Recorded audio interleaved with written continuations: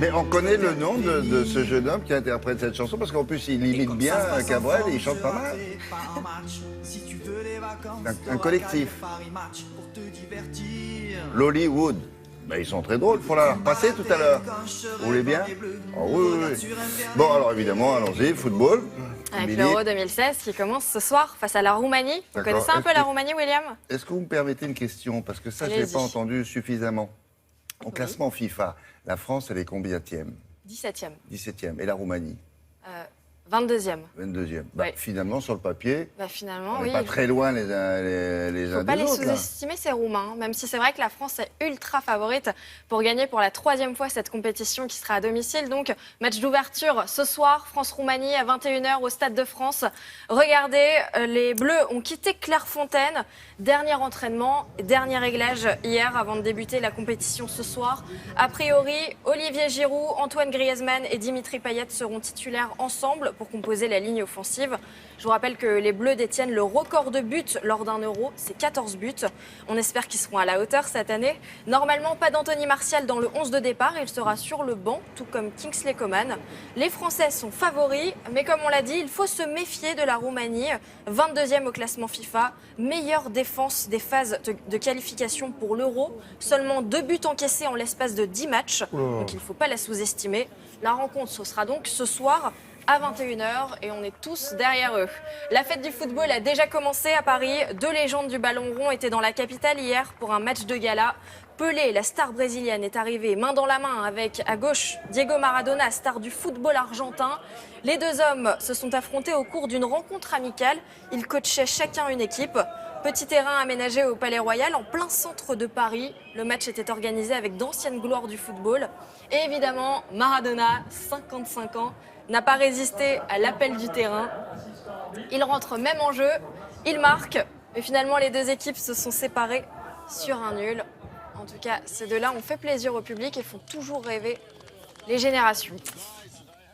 Du basket? Ah, quand même, il y a autre chose dans la vie alors. Il y a du basket à part le football avec le match 3 de la finale du championnat de France. L'Asvel devait absolument gagner face à Strasbourg. Et c'est chose faite. Regardez, victoire de l'Asvel. Le président Tony Parker avait fait le déplacement pour l'occasion. Est-ce que sa présence a transcendé l'équipe? C'est possible, car Villeurbanne, Anvers, a mis une raclée face à son adversaire. Cet homme, Casper Ware, a été impressionnant. Auteur de 19 points, il a enchaîné les 3 points. David Laïti a été élu meilleur joueur avec 20 points et 4 passes décisives. L'Asvel a dominé Strasbourg pendant tout le match. Victoire 90-69 lors du match 3. Villeurbanne revient à 2-1 dans cette série qui se joue au meilleur des 5 matchs. Donc, le match 4 comment il va samedi. Ça va, mais ça a été compliqué au meeting d'Oslo. Renaud Lavillenie s'est imposé. Il a réussi un saut à 5,80 m. Il devance le jeune Canadien Sean Barber, qui reste muet face à cette prestation, et termine deuxième.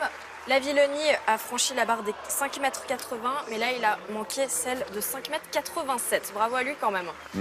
Quatrième étape du Dauphiné, Maxime Boët, c'est lui, il y a cru jusqu'au bout. Le Français a failli réaliser un exploit sur les routes de son enfance. Entre Tain-l'Hermitage et Belley, il a bien failli surprendre l'équipe des sprinteurs.